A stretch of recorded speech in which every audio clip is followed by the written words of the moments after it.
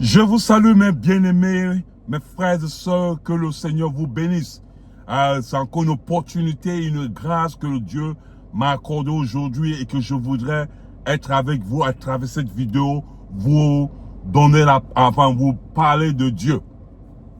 Vous savez que c'est la parole de Dieu qui nous donne la grâce d'être en vie, c'est la parole de Dieu qui nous dirige, qui nous conduit et nous avons besoin d'être instruits afin de connaître ce que le Seigneur veut faire dans notre vie. J'ai un message pour toi, mon frère, ma soeur, et si Dieu t'a fait grâce d'ouvrir, la grâce de te faire comprendre cette parole, je prie que tu ne gardes pas seulement cette parole pour toi, transmets cette parole-là à tes frères, à tes sœurs, afin que le Seigneur aussi puisse les bénir. Et si Dieu te fait grâce, tu peux aussi développer ce message-là, prêcher dans l'église, dans le cellules de prière, là où tu Dieu te donne la grâce. Il n'y a pas un copyright, ça appartient à tout le monde. Gloire au Seigneur.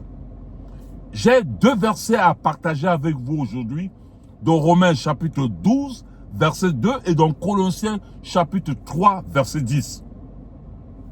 C'est un verset, je peux dire, crucial, très important pour la vie chrétienne. Mais pourquoi le côté francophone n'utilise pas beaucoup ce verset? C'est parce qu'il y a un mot, c'est-à-dire que la traduction a utilisé un mot et ce mot-là a rendu ce verset difficile à comprendre. Je vais vous lire dans Romains chapitre 12. J'en arrive. Chapitre 12, verset 2. Ok. J'y suis. Ok. Il dit, ne vous conformez pas au siècle présent, mais soyez transformés par le renouvellement de l'intelligence, afin que vous discerniez quelle est la volonté de Dieu, ce qui est bon, agréable et parfait. Et vous vous rendez compte que ce qui a rendu ce verset difficile de comprendre, c'est le mot intelligence. Intelligence n'a pas son sens dans ce verset. Et si vous prenez l'intelligence, vous regardez dans le dictionnaire, vous allez rendre compte que ce mot intelligence n'a pas vraiment le sens dans ce verset. Je suis allé plus loin. Regardez le sens étymologique de ce mot en hébreu. Ce mot que le français a utilisé, intelligence, a plusieurs sens en hébreu. Mais je vais m'utiliser un seul, qui s'appelle lève. Pas hébreu, je ne peux pas prononcer comme un hébreu. Enfin, comme quelqu'un qui parle hébreu, mais c'est L-E-V, lève. Lève se définit comme le cœur de l'homme. Bon, le cœur de l'homme, ce n'est pas le cœur de l'homme, parce que le cœur de l'homme, quand on parle de cœur de l'homme, ce n'est pas le cœur humain, mais ce que l'homme est. Malheureusement, nous comprenons selon la parole de Dieu que le cœur prend une partie de l'âme et une partie de l'esprit pour se constituer le cœur de l'homme. C'est-à-dire ce que l'homme est en réalité. Parce que la Bible parle de la conscience du cœur. La conscience, nous savons que la conscience c'est une partie de l'esprit. Alors cette conscience-là, nous ne pouvons pas... Il y a aussi l'émotion du cœur. L'émotion c'est de l'âme. Donc le cœur et l'esprit, enfin le cœur prend une partie de l'esprit et prend une partie de l'âme. Alors nous pouvons dire, selon la traduction, que lève n'est pas exclusivement le cœur. Mais, puisque le mot lève veut dire, est effectivement certaines traductions. Par exemple, en français appelle ça esprit. Voilà pourquoi j'ai utilisé le mot esprit comme le thème de mon message, le chant de la bataille de l'esprit. Mais ce n'est pas l'esprit. dans ma langue nationale, dans notre langue, et elle appelle ça esprit de connaissance.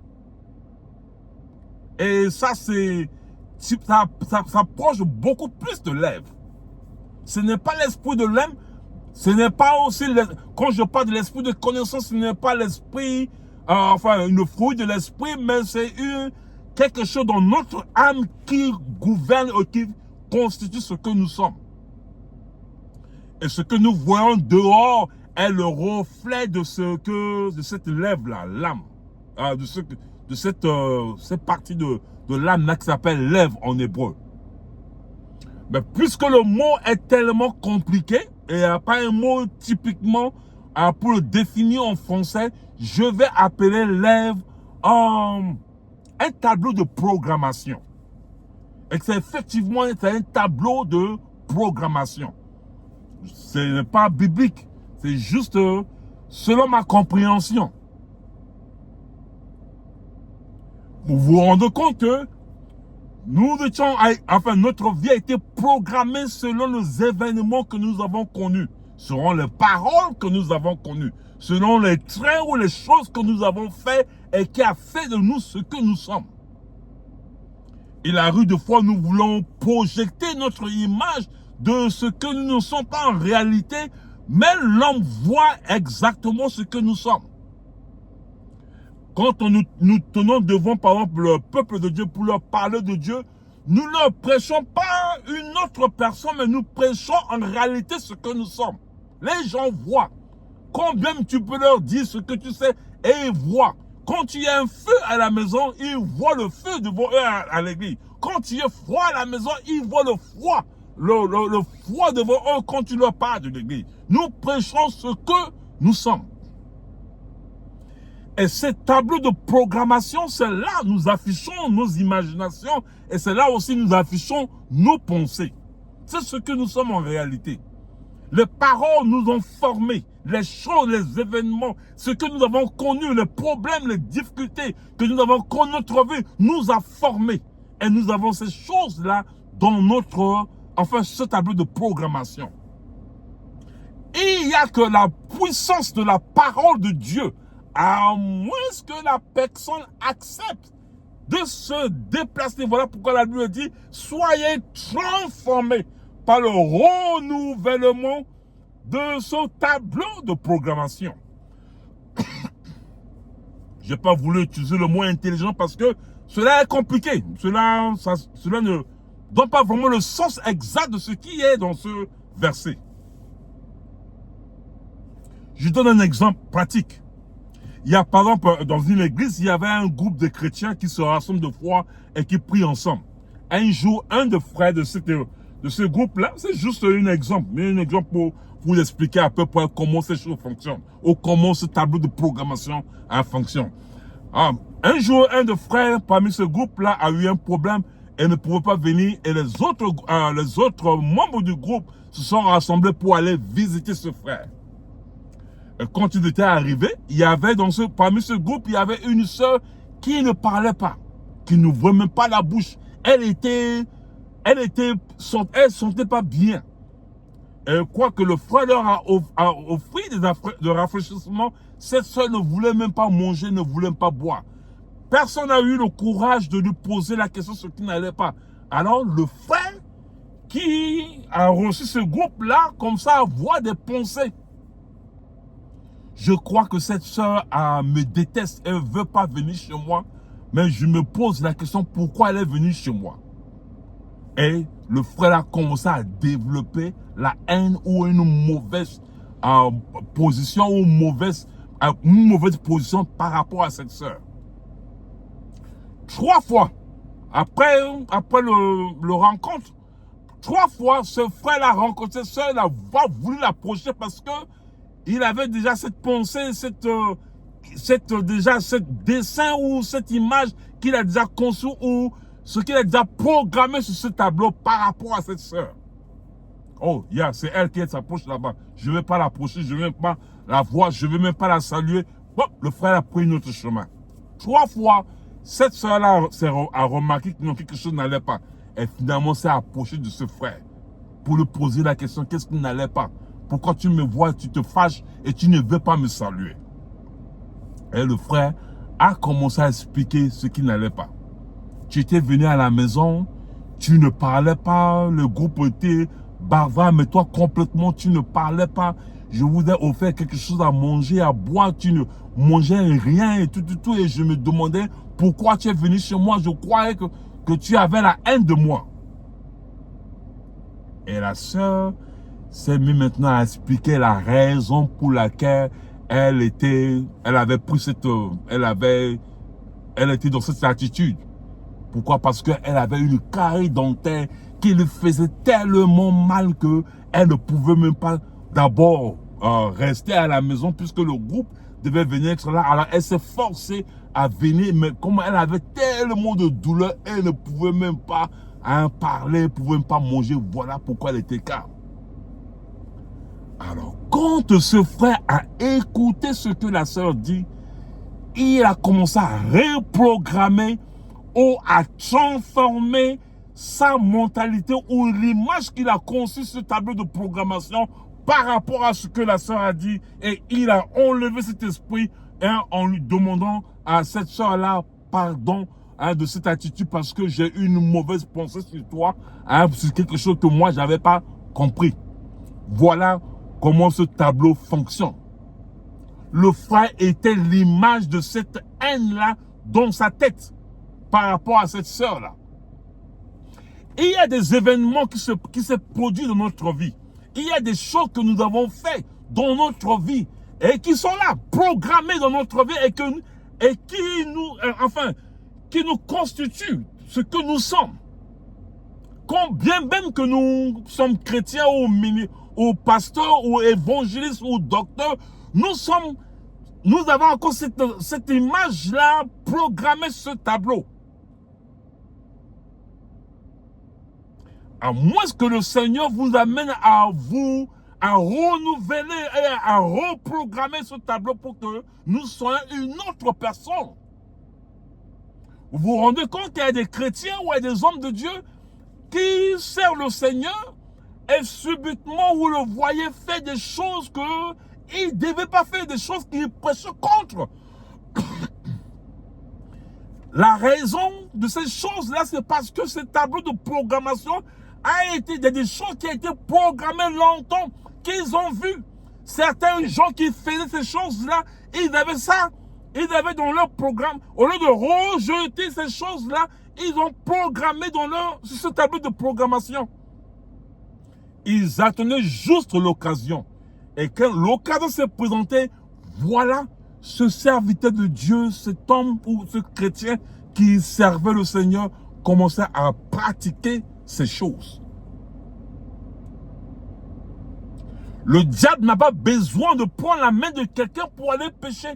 Le diable a juste besoin d'amener quelqu'un à programmer ce tableau de programmation et ensuite il deviendra exactement ce qu'il a mis dedans.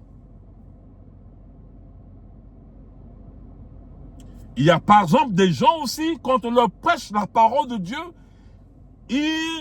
ce tableau de programmation reflète cet événement qu'ils ont vécu hier. Ou quelqu'un a vécu hier. Et comme ça, créé de doutes dans leur cœur. Au point que cette personne avait eu telle chose, je crois que ça peut pas marcher avec moi. Et le doute s'est établi. Et la parole de Dieu vient, ça part. Ça n'affecte pas la personne parce que la personne a déjà mis le doute. Un exemple. Quelqu'un a succombé de cancer, succombé de sida ou d'une maladie quelconque. Et un jour, tu te retrouves avec cette maladie-là. Ce tableau de programmation, ce que tu as mis, ce tableau en disant, voilà, j'ai vu telle personne a succombé parce qu'elle a eu telle maladie. Ça veut dire qu'il n'y a pas une solution. Voilà, moi aussi je vais mourir. Et nous projetons la négativité. Nous détruisons notre vie d'abord dans notre mentalité avant que les choses commencent à se manifester physiquement. Un autre exemple. Les hommes Ça, on en parlera un autre jour, mais je voulais juste donner un petit parti. Les hommes les plus riches des États-Unis, des gens où je dis que des gens qui ont des milliards, ou une montant qui n'existe même pas en CFA, des gens les plus riches, eux, ils ont dit, pour être riche, il faut d'abord avoir la mentalité ou la programmation des riches avant que la chose se manifeste. Ça veut dire que le désir doit être là. Et quand le désir s'établisse, alors là maintenant, commence à penser, à imaginer et à créer des idées et des plans pour amener ces choses à l'existence. C'est comme ça que ces gens sont devenus riches. Vous vous rendez compte aussi, quelque part, c'est un psychologue qui dit, en étudiant, on vu, il y a des gens qui ont gagné par des loteries, 100 millions de dollars, 200 millions de dollars. Après quelques années, ils sont redevenus pauvres. Pourquoi? Parce que ce tableau de programmation a été programmé d'abord pour la pauvreté, pas pour la richesse. Alors quand tu donnes l'argent, la richesse, parce que le tableau, parce que la personne est différente, la personne reflète exactement ce qu'il est dans ce tableau de programmation, alors peut pas garder la richesse, peut pas avoir l'argent. Très rapidement, il redevient pauvre. Voilà, il est important, la Bible en parle, d'être renouvelé, enfin d'être transformé. Ça veut dire que nous devons prendre une décision de quitter là où nous sommes, ou là où nous avons programmé, là, de quitter. Parce que ce mot transformer vient de le préfixe un transport qui veut dire se déplacer, changer de mentalité, changer de position, changer votre façon de penser, changer votre façon de voir des choses, changer votre façon d'accepter cet événement. Certaines choses arrivent à d'autres personnes. Parce que cela arrive à d'autres personnes, je ne dois pas accepter que la même chose m'arrive. Changez votre position, changez votre mentalité. Et c'est alors que la parole de Dieu devient efficace dans votre vie. Le deuxième verset, ça explique encore beaucoup de choses. Colossiens, chapitre 3, verset 10.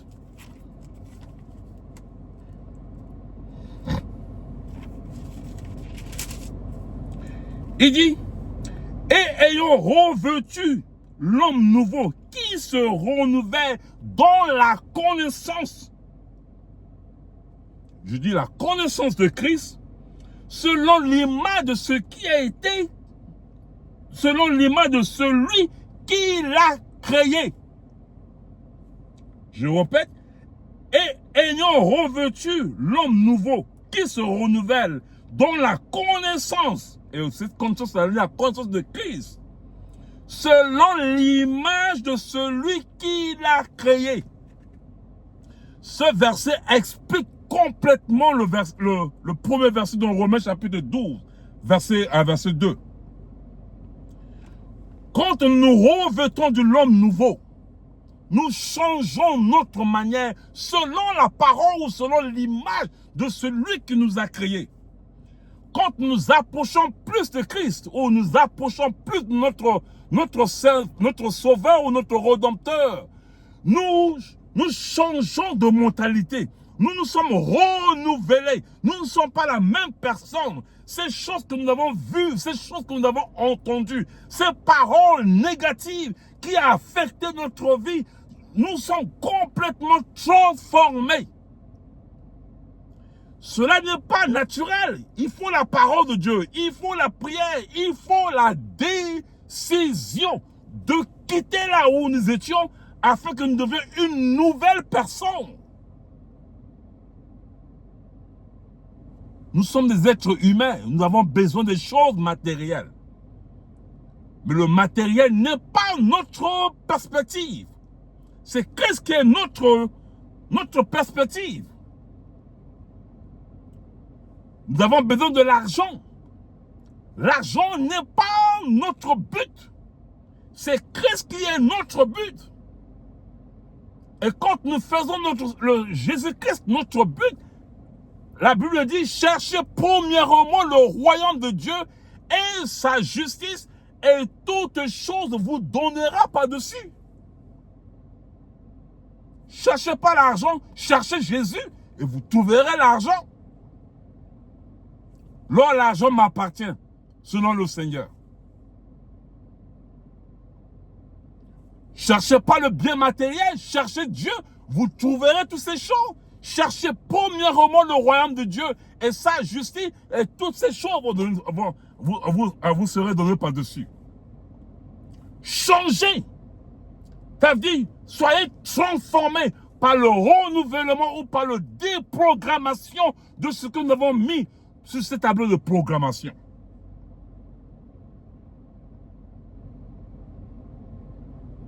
Voilà pourquoi il y a certains chrétiens qui ne grandissent pas. Parce qu'il y a tellement de choses dans ce tableau de programmation. Ce que vous voyez, c'est le reflet de ce qu'ils ont déjà programmé sur ce tableau de programmation. Il suffit seulement de déprogrammer selon la parole de Dieu, selon la connaissance de Christ. Et une nouvelle personne. Nous avons une meilleure façon de penser. Même si quelqu'un nous fait du mal, nous avons la joie de pardonner, la joie de l'approcher parce que nous avons mis Christ la première chose dans notre vie. Voilà qui a fait que le chrétien n'avance pas. Le chrétien ne change pas. Quand bien même il vient au Seigneur, il est resté la même personne avant d'être à l'église.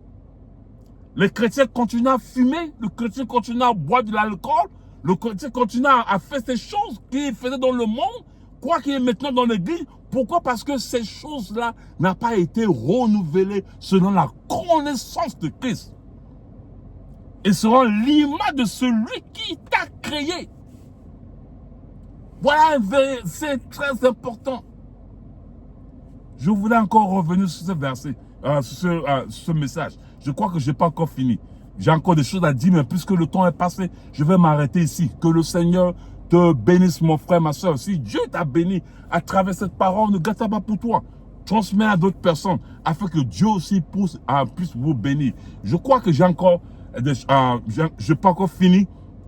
Je sens dans mon esprit encore des paroles que je dois vous dire, mais je vais revenir pour vous donner la suite. Que si le Seigneur t'a béni à travers cette parole, mon frère, ma soeur, ne garde ça pas pour toi. Transmets à ton frère, à ta soeur, que le Seigneur vous bénisse. Et je prie, si Dieu t'a fait grâce, que tu as eu l'occasion d'écouter ce message, que tu n'as jamais donné ta vie au Seigneur, ou si tu avais donné ta vie et que tu continues à mener ta vie de passé, mon frère, il est temps que tu donnes ta vie à Jésus. Alors, si tu peux répéter cette prière après moi, et je te dirai ce qu'il faudra faire après. Dis, Seigneur Jésus, je viens à toi, tel que je suis. Je sais que ma vie ne reflète pas ta parole ou je ne marche pas selon ta voie. Et je prie que tu puisses me sauver. Pardonne-moi mes péchés. Attire-moi à toi, Seigneur, que je sois complètement transformé. Merci pour ta parole et merci pour ta grâce dans ma vie. Sois béni à jamais. Au nom de Jésus. Si tu as fait cette prière, tu es devenu chrétien ou tu es renouvelé. Je prie que tu pries, prends ta parole, prends la Bible, rentre dans une église là où on prêche la parole de Dieu dans toute la vérité. Continuez par lire la Bible. Lisez la Bible. Lisez à partir de Jean jusqu'à l'Apocalypse. Et chaque fois que vous lisez la Bible, mettez en pratique cette parole que le Seigneur vous donne. Et prenez aussi le temps de parler à Dieu. Et si vous avez des questions, si vous voulez progresser ou grandir dans cette voie, vous pouvez m'écrire et je pourrai vous assister personnellement. Que le Seigneur vous bénisse. Je crois que par la grâce du Seigneur, je vais encore revenir, continuer ce message parce que je sens dans mon esprit, il y a des choses encore à dire par rapport à ce verset et que je n'ai pas encore fini. Parce que ce message, ce verset de Romains chapitre 12, verset 2 est exclusivement crucial pour le développement et pour la vie chrétienne. Alors je reviendrai encore vous en parler. Que le Seigneur vous bénisse et que le Seigneur vous touche là où vous êtes dans le nom de Jésus-Christ Nazareth. Que Dieu vous bénisse. Amen.